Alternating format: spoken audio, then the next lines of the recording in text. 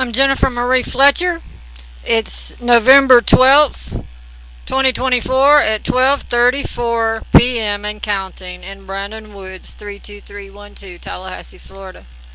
This video is about the Wahl deep tissue corded long handle percussion massager. Handheld with variable intensity to relieve pain, etc. I have bought 10 of them. I use them from 8 to 16 hours per day. I sleep with them on in my sleep, and I have learned how to apply them to certain parts of my body while I sleep. These are miracle devices, but they are not meant to be used this way. They're meant to be, and that's one coming on right now that I need to use on my lower shin. These are miracle devices, but they're meant to be used an hour, a couple of hours, perhaps daily, and last a few months. Uh, some of them arrived dead on arrival to my house, but I'm not here to knock this thing. I'm so glad it exists. I don't think they could sell it much cheaper because it's got a motor in it that is a freaking workhorse. But it's got several design flaws sort of built in. I have developed a repair procedure on how to repair the electronic connections, the wires to the board and to the motor, and how to make an improvement to the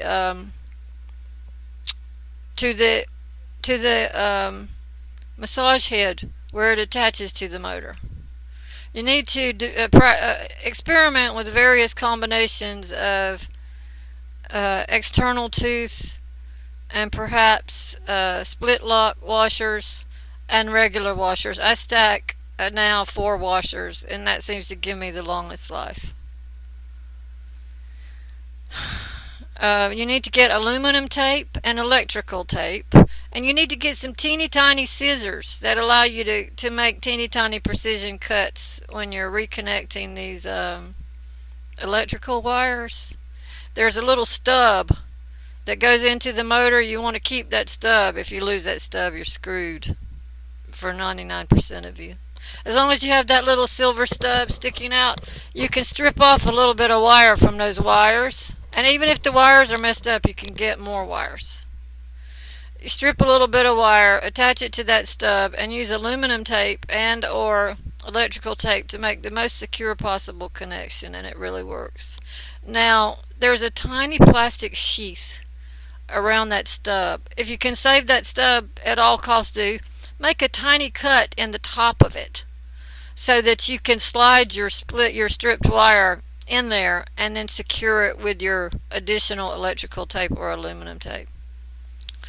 This stuff works, and if the wires get detached from the board, you can reattach them carefully with little strips of aluminum tape and use your little crimping pliers to mash it to the board where the connection was lost. Obviously, these repairs are only for the tinker-minded, but they work. And I've taken this device from something with a design flaw that's a great device for occasional use to be a real freaking workhorse. Immortal, almost.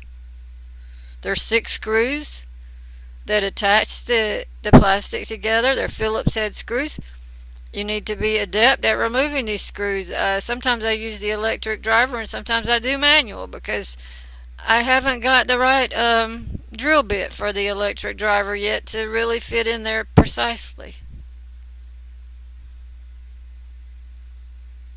If the screw that attaches the massage head to the motor if the plastic gets worn and that screw doesn't fit, just upgrade to a slightly larger screw. I found that to be effective.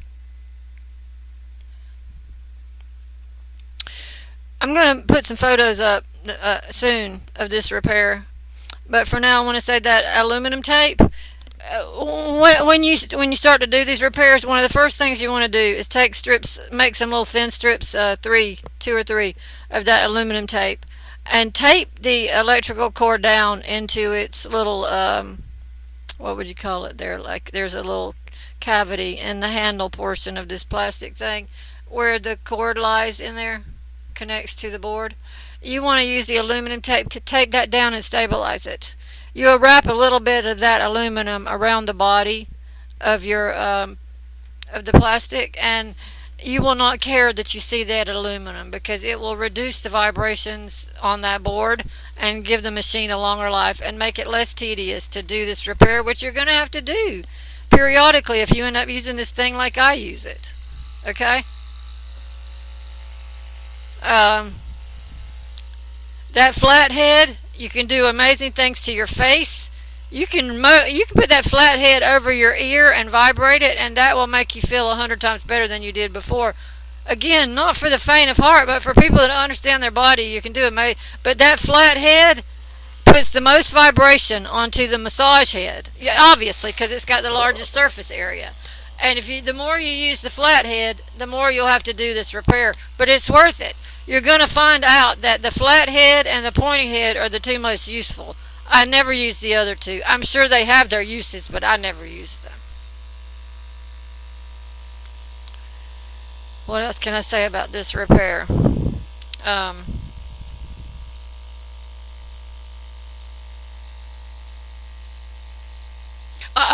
the most important thing to do is to unplug it before you start the repair. Unplug, unplug, unplug. You're going to get a little shock if you don't. I mean, I'm not dead. I've shocked myself a few times with it. I'm still here. Maybe I got a benefit from it. I wouldn't recommend it though. So observe safety rules and do not. I mean, unplug the thing. Unplug the thing before you start the repair. What else can I say about this thing? Let's get back to my repair. My. See, it's here. I'm Wavecrest 1106. You can search for me. I'm going to post this link with the video, but you see it right there. I'll post this link uh, with the video, so uh, I'd rather that not be in there. I'll post this link with the video, and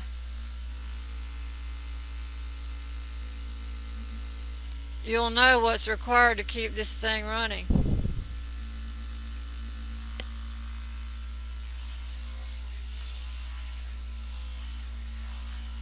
You see that right there?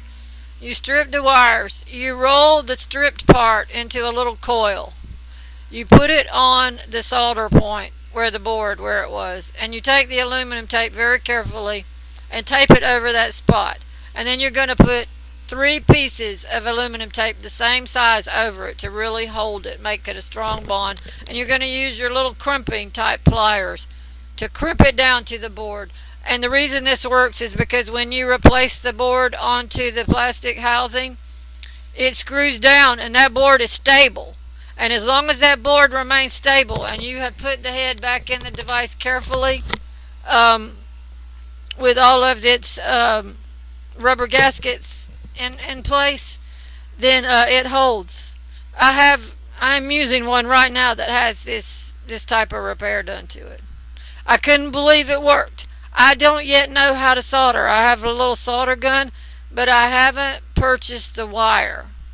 And I don't actually know that the solder bond would be any stronger than this bond. Once it's in place, it's in place. It ain't going anywhere. And in some ways, this bond might be stronger if it's done properly.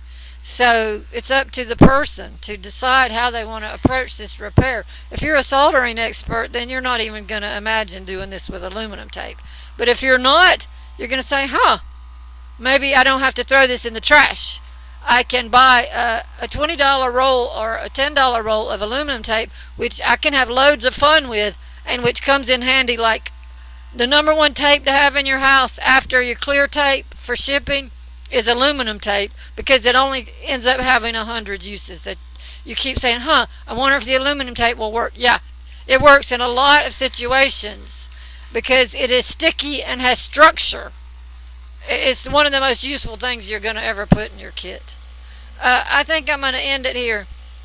The Wahl deep tissue,